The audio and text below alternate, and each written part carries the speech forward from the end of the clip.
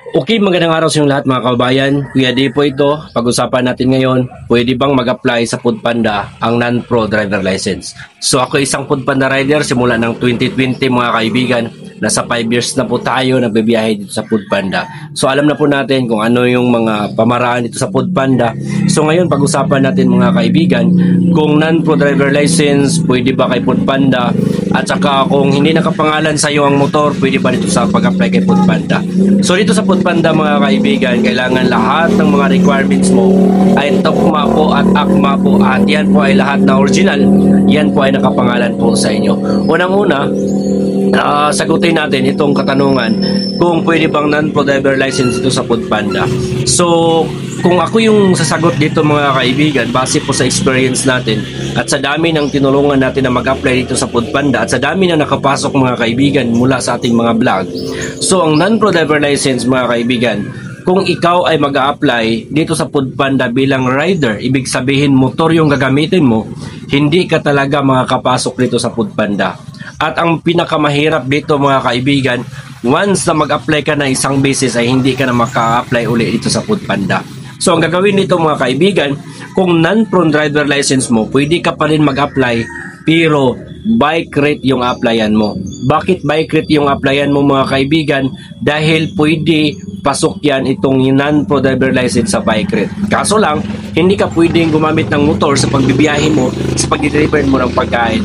Pero pwede man yun mga kaibigan, kung sakali na matanggap ka na kay Foodpanda, sure ka na talaga na kahit mag-invest ka ng pera para maging professional driver license mo, pwede na yon.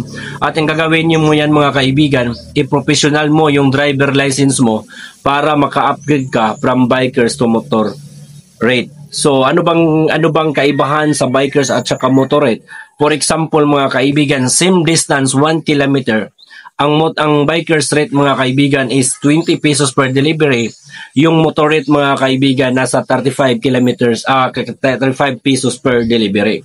So malaki yung agwat dyan mga kaibigan, kaya mas maganda motor rate yung gagamitin nyo sa pag-apply. Kung mayroon kang pera, kailangan mong i-upgrade mong yung driver license nyo mga kaibigan para makapag-apply agad kayo ng motor rate. So yan. So yung sagot natin, kung motor yung application, motor rate yung application nyo, hindi po talaga pwede itong non-pro driver license. Hindi po talaga pwede itong non-pro driver license. So ulitin ko, hindi pwede.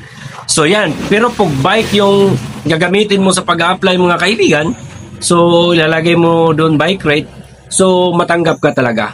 Pero kailangan lahat ng mga document na hiningi ni Foodpanda sa system, kailangan mo talagang i-supply. Isang bagsakan lang mga kaibigan, dahil pag mag-exit ka, so hindi ka na makakabalik sa iyong application. So isang bagsakan lang, dahil pag mag-exit ka, posibleng hindi na ka na makakabalik sa iyong application. So excuse me po, yan po yung pinaka-basic tips natin. At dito sa Foodpanda, maganda dito dahil hawak mo ang oras mo. Ikaw ang gusto kung kailan ka magbibiyahe. Wala kang amo na tatawag sa'yo pag hindi ka bibiyahe. So lahat yan ay free ka mga kaibigan. At pinakamaganda pa dito, kung ikaw ay maka-duty ng 8 oras dito sa Foodpanda, siguradong kumikita ka ng 1,000 pesos kung ikaw ay motorate. So yan mga kaibigan, huwag ka nang maghintay, huwag ka nang magpaligoy-ligoy pa, huwag mo nang patagalin pa, mag-apply ka na dito sa Foodpanda. Sa baba, ilagay ko yung link mga kaibigan, at saka itong sa gilid dyan, nandyan yung mga product natin. Doon ka pwede makabili ng mga uniforme, bag, lahat ng gagamitin mo sa pag-deliver ng pagkain, pwede mong makita doon. I-click mo yung description mga kaibigan, i-click mo lang yung sign ng basket sign, shopping sign. So click mo yan, lalabas yung mga uniform natin dyan mga kaibigan.